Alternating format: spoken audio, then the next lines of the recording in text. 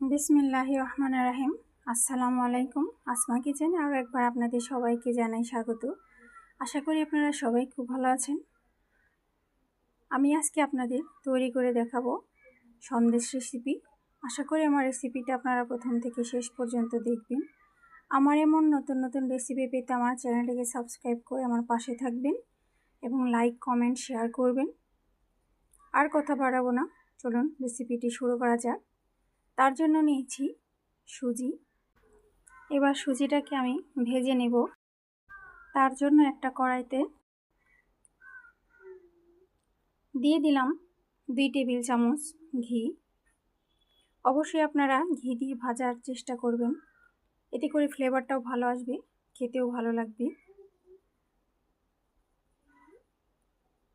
আমি নেড়ে নিচ্ছি। এবার সুজিটা দিয়ে দিলাম। মেজারমেন্ট কাপের 1 কাপ সুজি দিয়ে দিলাম। এবার ভালো করে নেড়ে নিচ্ছি, আমি ভেজে নিচ্ছি। এবার দিয়ে দিলাম লাল চিনি, নেড়ে নিচ্ছি। চিনিটা আপনারা কে কেমন মিষ্টি খান সেই হিসেবে দিবেন। আমি 1 কাপ চিনি দিলাম।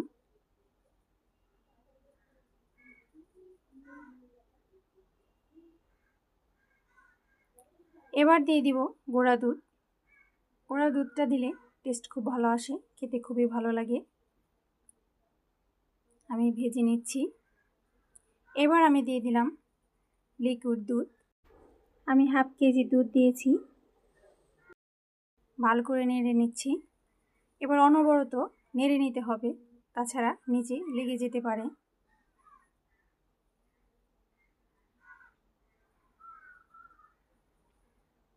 এ পর্যায়ে আমি 1 চামচ ঘি দিয়ে ভালো করে শক্ত করে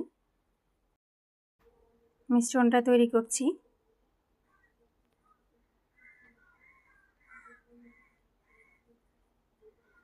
এবার আমি একটা প্লেটে ঘি মেখে নিয়েছি, যাতে করে সহজেই সন্দেশ উঠানো যায়। আমি এবার সুজির মিশ্রণটা দিয়ে দিলাম। এবার চেপে চেপে আমি সেট করে নিচ্ছি। দেখুন, এবার কিছু বাদাম দিয়ে দিব, এতে করে খেতেও ভালো লাগে, দেখতেও ভালো লাগে। এবার ঠান্ডা হওয়া পর্যন্ত অপেক্ষা করব। দেখুন, ঠান্ডা হয়ে গেছে। এবার আমি একটা চাকুর সাহায্যে কেটে নিব। দেখুন, সেট হয়েছে। দেখতে যেমন সুন্দর হয়েছে, খেতেও অনেক ভালো লাগবে। অবশ্যই আপনারা বাসায় ট্রাই করবেন।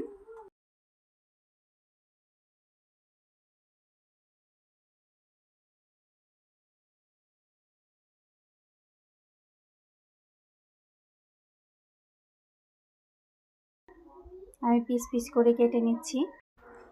এভাবে সুজি দিয়ে বাসায় সন্দেশ বানালে বাসার ছোট বড় সবাই খুব পছন্দ করবে, বারবার বানিয়ে দিতে বলবে। আমার বাসার তো সবাই খুব পছন্দ করে।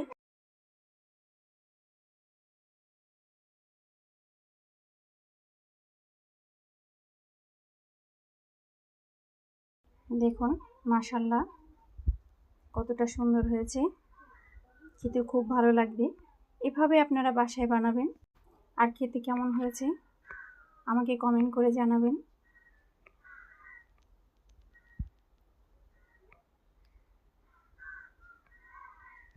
যখন মন চায় তখনই এভাবে বানিয়ে খেতে পারবেন খুব সহজেই।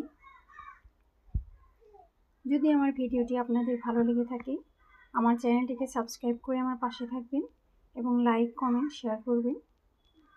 এতক্ষণ আমার সাথে থাকার জন্য আপনাদের সবাইকে অসংখ্য অসংখ্য ধন্যবাদ।